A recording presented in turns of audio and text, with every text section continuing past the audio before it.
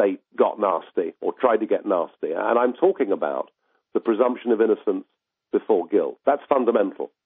I'm talking about habeas corpus, whereby you can't just be arrested in Britain and chucked in prison for years and years before going, to a magistrate or a court and facing a charge.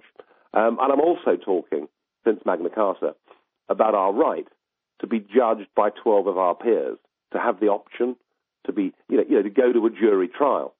And the European, in nearly every other EU country, those three basic provisions don't exist. Because in Europe, we don't really have a very happy, long-established pattern of democracy. It's not all that long ago that most of Europe was fascist, for goodness sake, and the other half of it was communist. And I fear that all those ancient rights and liberties and freedoms are being taken away from us and being replaced by human rights charters. And the great difference is that in a human rights culture, it's the state that gives you freedoms, gives you the ability to do things, but it's the state that also has the power to take those away when it wants to. I'd much rather live in a country where I'm born a free man and where I can do anything I want to do unless there's a law that prevents it. And I genuinely fear that everything that we've built up in this country since Magna Carta, and I think that Britain has always been perceived to be a place where you can come and live and work that is actually about as fair as you can get around the world, and I think that will rapidly disappear in the next few years. So I'm absolutely terrified of what's happening on every level, and I think that those that went before us and made those great sacrifices, if they could see what we've done with their legacy, my goodness me, they really would turn in their graves. Let me ask you about Britain specifically. You have more cameras per capita than any nation in the world. And you really do have this, I would call it a soft police state at this point. But if anybody says anything directionally that looks out of order to headquarters with these cameras, there's immediate police dispatched. What are your thoughts as you see that? I hate it. I absolutely hate it. I hate the cameras everywhere. I hate the fact that we're not even allowed to go and hunt foxes anymore. There's a piece of legislation that prohibits us from doing that. I hate the fact that I can't even in my own club in London go upstairs after lunch to a smoking room and have a cigar. I hate the extent to which the state wants to control every aspect of our lives, wants to monitor us, wants to put us on DNA databases, and there is no evidence that any of this is dealing with the real criminals, that any of this is improving our quality of life, is taking away the risk of us, being assaulted or being mugged. And we're living in an incredible society where people who commit appalling violent acts, sexual acts, go to prison for ever shorter periods of time. And this whole apparatus with the cameras and this soft police state evermore bears down upon people who traditionally have been law-abiding, police-supporting, and state-supporting. And I think there is a massive sense of alienation in what used to be called Middle England.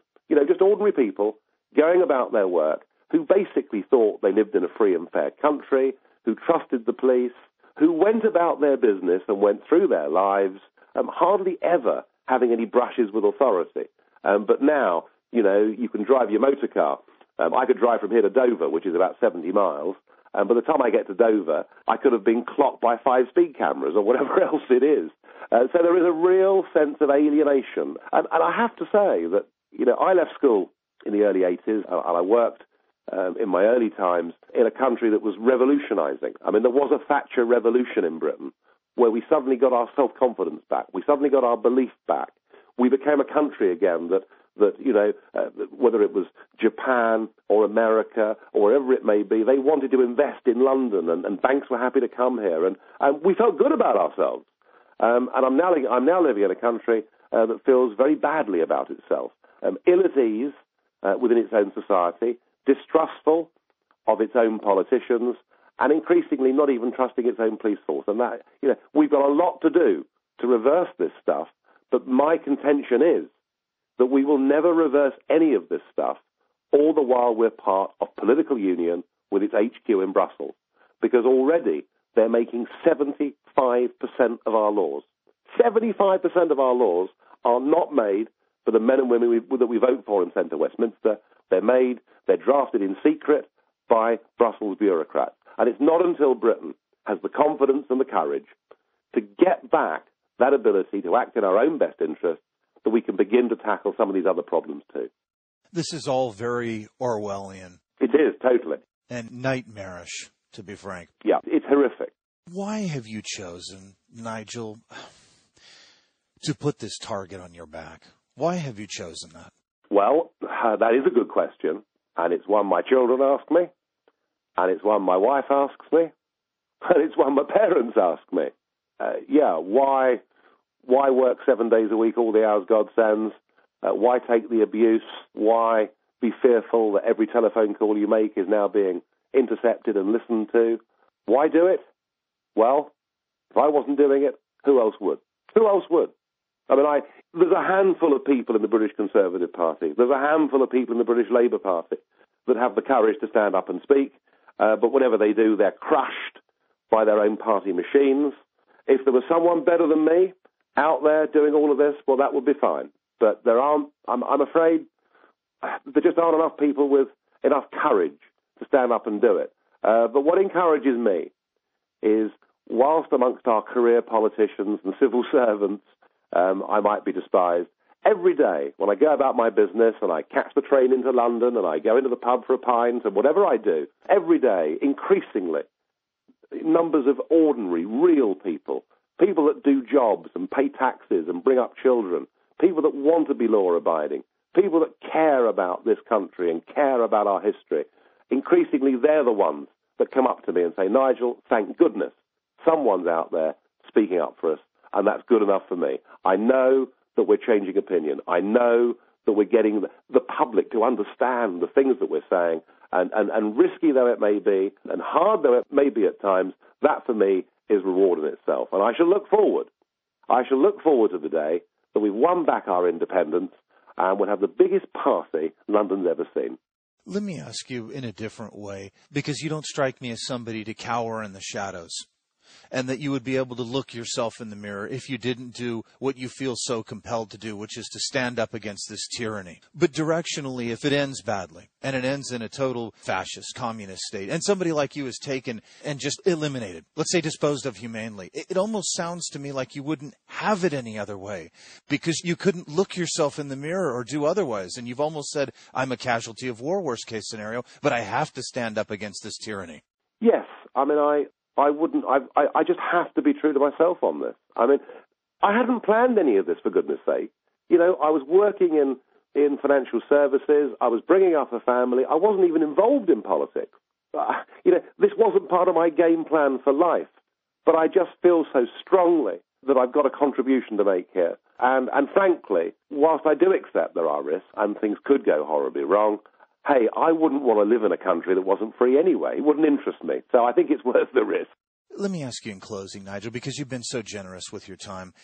For our global listeners, for people in the United States, for people listening in Asia, China, all over Asia and India, etc., what would you say to those people? Because you've seen the rapid collapse of freedoms in the European Union, in Britain, and you've seen this police state begin to envelop the people, because this is beginning to be imported in the United States, right? Just to be on the watch and to try to prevent this as early as possible, to use every stall tactic at your disposal. What would you say to those peoples around the globe?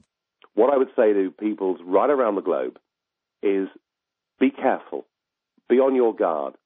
Make sure that if politicians and leaders propose to you the establishment of free trade zones and free trade areas, make sure they stay as free trade areas. Because what's happened to us, stealthily, whilst being planned all along, is something that was sold as being good for business, has turned into a political union, a political nightmare that none of us have ever endorsed. And there are people out there who don't just want one European government. There are people out there, mad though it may seem, who ultimately would like one world government.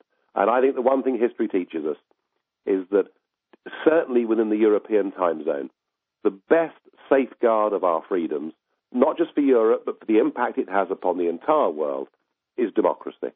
Democracy is the safeguard. because in a proper democratic system, you can get rid of bad guys and replace them with good guys. So this has happened to us. Don't let it happen to you. Nigel Farage, co-president of the Europe of Freedom and Democracy Group and national spokesman for the United Kingdom's Independent Party. Thank you so much for joining us on King World News and for being so gracious with your time. Thank you very much indeed. Thank you for joining us at KingWorldNews.com. Remember to tune in next week where we will have more interviews with the top people in the world.